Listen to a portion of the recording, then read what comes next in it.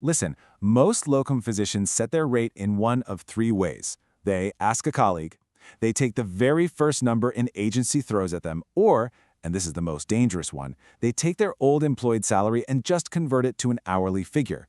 If you're doing that, you are making a massive, costly mistake.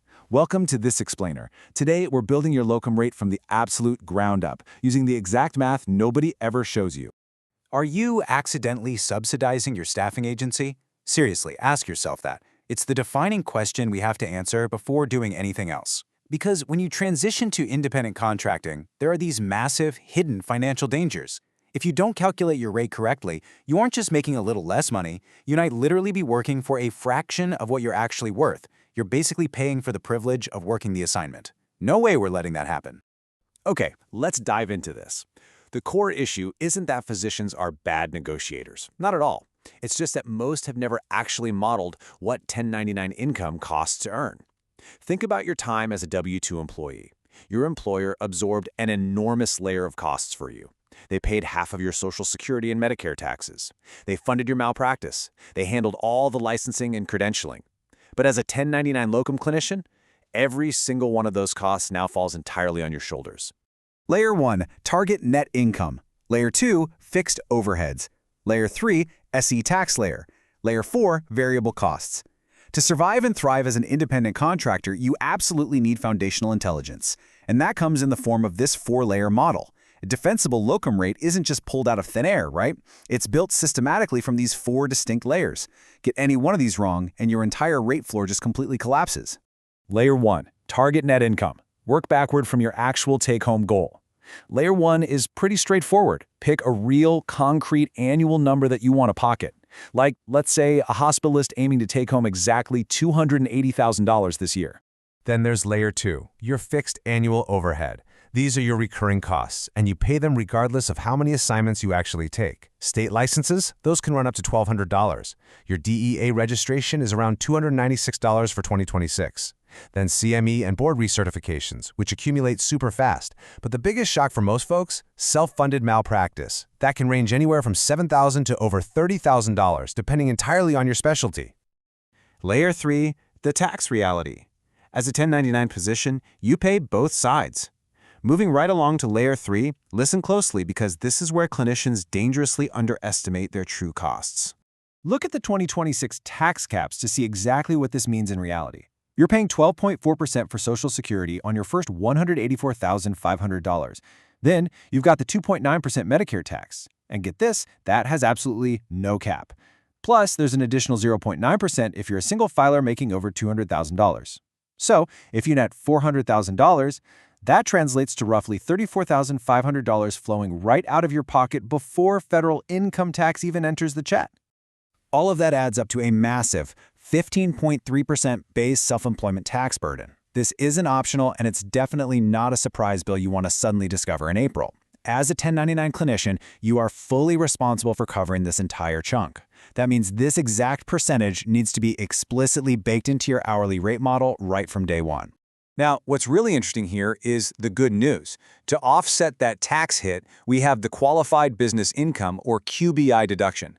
Thanks to the 2025 One Big Beautiful Bill Act, the OBBA, the QBI deduction is now permanently locked in at 23% for qualifying pass-through income. This is absolutely crucial. It meaningfully reduces your effective federal income tax, letting you keep way more of your hard-earned gross revenue. You should always consult a CPA to make sure you qualify. But man, this is a massive piece of your financial puzzle. Layer 4, assignment variable costs, travel and incidentals. Finally, we hit Layer 4, the specific day-to-day variable costs like travel, housing, or maybe picking up a new state license that you have to aggressively negotiate on a per-assignment basis. And a critical benchmark you absolutely have to know for those negotiations in 2026 is 72.5 cents. That is the IRS standard mileage rate. If you are driving for an assignment, this is your baseline. If you accept any reimbursement rate below 72.5 cents per mile, that financial gap, it comes straight out of your own pocket. Do not let hidden travel costs quietly erode your hourly rate. All right, so we've gathered the intelligence. Moving straight to the playbook. We are going to calculate your actual hourly rate mathematically using 5 concrete steps. Net income target, Estimate hours, annual overhead, SC tax buffer, and hourly rate floor. Let's do this. Let's run a real-world example to see how this actually works. For steps 1 and 2, our hospitalist has decided on a clear target of $280,000 in pure net take-home pay.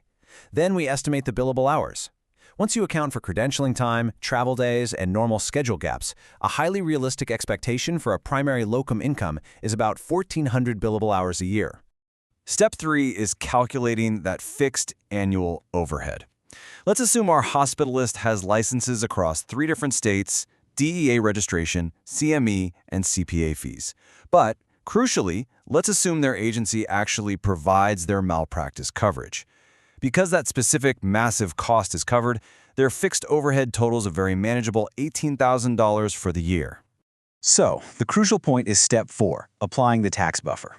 We take the net target of $280,000, add the $18,000 in overhead, which gives us $298,000. Now, we divide that by 0.85. Why? Well, that 0.85 divisor is a planning approximation. It basically pre-taxes your income to account for that heavy self-employment tax load we talked about earlier. Doing this math reveals that our hospitalist actually needs to generate roughly $350,600 in gross revenue just to hit their goal. And step 5 is the payoff. We take that gross revenue requirement of $350,600 and we simply divide it by our 1,400 billable hours. The output? Exactly $250 per hour. Listen, this is your absolute mathematical rate floor. It's not your opening offer, it is the absolute minimum number required to hit your financial goals without sliding backward. So, how does your mathematical floor stack up against the actual market? Well, our calculated floor is $250 an hour. The standard 2026 market range for a hospitalist is $160 to $250+ an hour. This brilliantly illustrates a vital truth. To hit your specific net income target, you must demand the absolute top of the market. You simply cannot afford to accept the middle of the range, and you definitely can't accept the bottom. I'm going to leave you with this strategic gem. Your rate floor is a function of your costs, not the market. The market tells you what is possible, but your costs tell you what is absolutely required. The gap between those two numbers, that is exactly where your negotiating power comes from. When you know your math, you negotiate with real confidence. So, what's your actual rate floor? Keep this formula handy, know your worth, and definitely check out our other explainers to keep leveling up your contract intelligence. Thanks for hanging out with me.